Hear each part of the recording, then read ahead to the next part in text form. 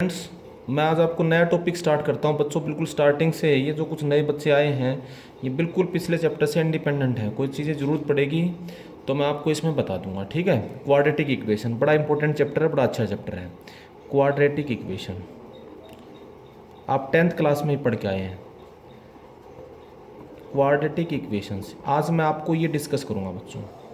देखो, आपने पहला ऑब्जेक्टिव टेस्ट अपना दिया होगा बच्चों, हैं जिसमें लोगरिथम फंक्शन ही आया होगा। वो मैंने आपको क्वेश्चंस कराए भी थे उसके, और उसको बताया था ये क्वेश्चन सोल्व कर लो आप उसमें। फिर भी आपने इसमें कुछ आइडिया लगा होगा ऑब्जेक्टिव पेपर्स को कैसे सोल्व करते हैं। कम मार्क्स आए या कुछ आए तो इसमें ज़्यादा घबराने की ज़रूरत नहीं है। अब अगले टॉपिक से अच्छे से करना शुरू कर दो ये, ठीक है। और डेली का काम डेली करना बच्चों भी, ठीक है ना।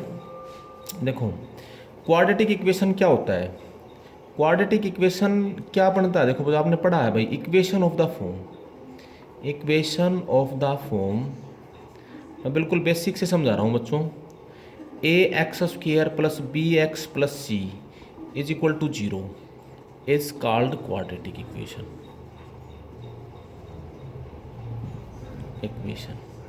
ठीक है।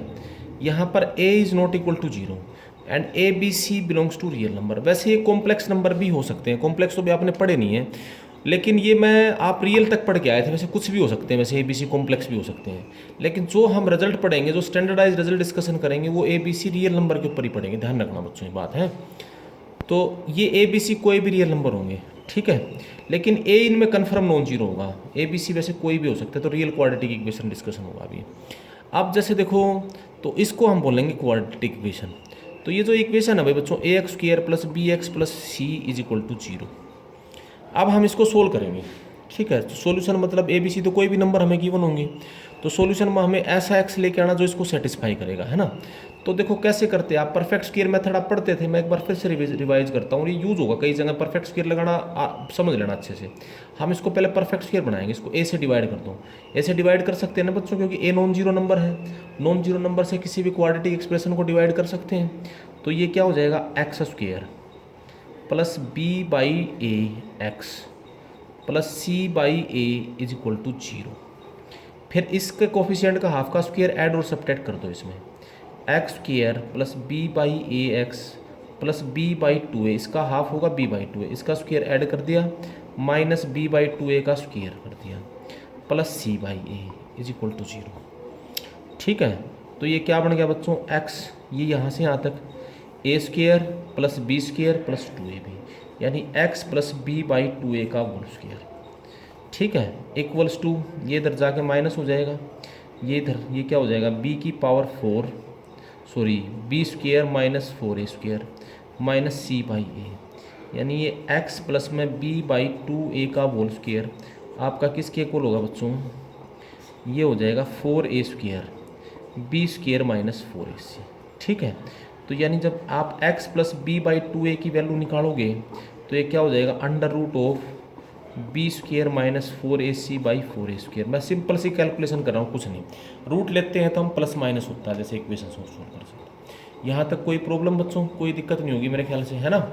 अब फिर इसके बाद देखो यहाँ से x की वैल्यू क्या आ जाएगी, देखो ये आपके पास आ गया। फिर इसका मतलब x की वैल्यू देखो, ये आपके पास आ गया x प्लस में b by 2a is equal to plus minus में under root of B square minus में 4ac बाई 2a, है ना, ये 2a था। तो यहाँ से x की वैल्यू आपके पास क्या आ गई, x is equal to minus B by 2a plus minus में under root B square minus 4ac by 2a। ठीक है, यहाँ 2a एलसीएम हो जाएगा, ये क्या हो गया, माइनस बी प्लस माइनस में under root B square minus 4ac। देखो बच्चों, सारी डिस्कशन यहीं से शुरू होगी और यहीं पर आपको समझ में आ जाएगी अगर आप इसको पूरे ध्यान से देखोगे। क्या ये पूरी कैलकुलेशन सही है। देखो आप यहाँ पर तो पूरा सोल्व करते रहोगे। ये जो ए बी सी रियल ये नंबर्स हैं, रियल नंबर्स हैं, तो आप ये बोल सकते थे कि जी नेगेटिव नंबर का स्क्वायर रूट तो नहीं होता ना, ये B square minus 4ac negative, देखो 4a स्क्वायर तो पॉजिटिव होगा क्योंकि ए स्क्वायर हो गया, ये B square minus 4ac negative हो सकता है नहीं हो सकता है इस, क्योंकि रूट बनाने के लिए जिस पॉजिटिव नंबर का रूट लेते हैं तो आपका यहाँ पर क्वेश्चन राइज हो सकता है कि सर आप यहाँ स्क्वायर रूट नहीं लेते। अगर ये नेगेटिव होता तो फिर इसका ये पॉजिटिव नंबर ये नेगेटिव तो बराबर हो ही नहीं सकता था ना, इसका कोई रूट नहीं होता फिर, है ना। तो जो रूट्स की नेचर हम पढ़ते हैं बच्चों, आप समझ गए होगे मेरे ख्याल से, ज़्यादा और एनालिसिस भी नहीं करना, आराम से इसको समझ जाओगे। देखो इसके रूट्स की नेचर फिर इसका मतलब इस नंबर पर डिपेंड करती है। ठीक है, ये बड़ा खास नंबर हुआ ना क्वाड्रेटिक में।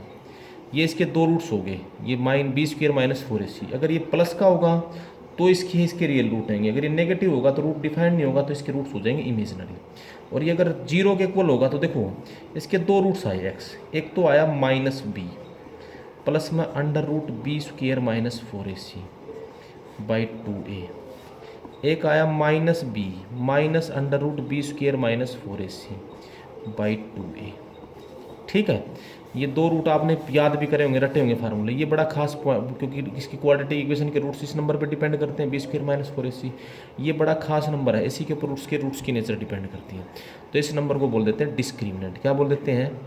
डिस्क्रिमिनेंट। और इसको लिख देते हैं डी से। डी क्या होता है? B square minus 4ac। आप समझ गए बात? तो जो इसके रूट्स की नेचर है वो इस डी पे डिपेंड करती है। तो बच्चों यहीं से आपके पास दो रिजल्ट तो यही बन गए। इफ़ डी ग्रेटर देन 0 तो रूट्स क्या होंगे? Roots are real and distinct.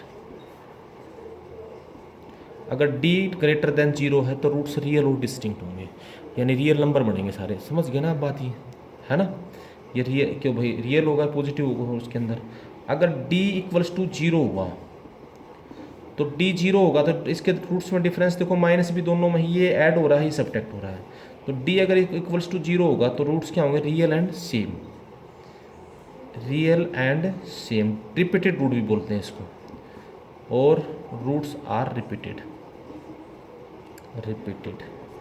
इस बात का मतलब ये भी होता है बच्चों, रिपीटेड रूट का मतलब है परफेक्ट स्क्वायर हो जाता है। ठीक है, ये डी अगर 0 हो जाता तो ये परफेक्ट स्क्वायर हो गया था या नहीं हो गया था? तो 0 हो गया था, तो ये परफेक्ट स्क्वायर होता है। ठीक है, और एक अगर आपका डी लेस देन 0 हो जाता है तो रूट्स क्या होंगे आपके? Roots are imaginary.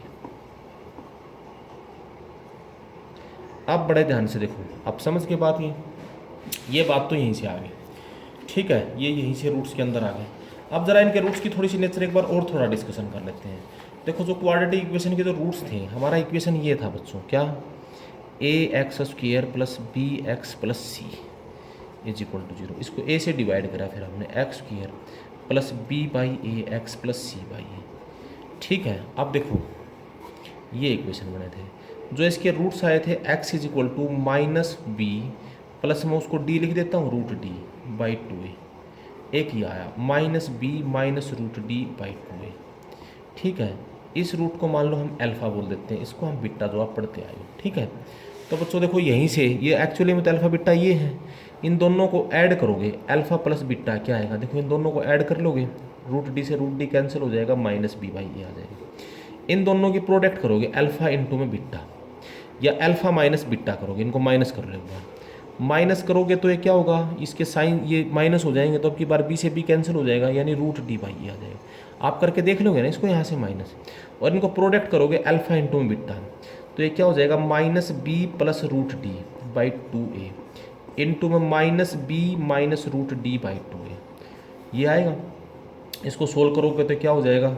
नीचे तो आ जाएगा 4a स्क्वायर, ऊपर देखो ये a प्लस बी इंटू में ए माइनस बी, ए है माइनस बी, बी है रूट डी, तो ये क्या हो जाएगा? माइनस बी का whole square minus root D का होल स्क्वायर। ठीक है, तो रूट डी तो डी आ जाएगा, तो ये क्या बन जाएगा? यानी बी स्क्वायर माइनस में बी स्क्वायर माइनस 4ac, है ना। तो ये भाई 4a स्क्वायर, तो ये क्या हो जाएगा? यानी b square minus b square plus 4ac by 4a square. तो बी स्क्वायर से b square cancel, 4ac by 4a square, 4 से 4 कैंसिल, a से a कैंसिल, यानी c बाई ए। यानी प्रोडक्ट ऑफ द रूट क्या होगा? अल्फा इंटू में beta बच्चों c बाई ए। देखो अब तो यहाँ से आपने ये बात भी देखी, तो ये दो फार्मूले तो आपको याद होंगे, sum of the roots, product of the roots और डिफरेंस ऑफ द रूट्स।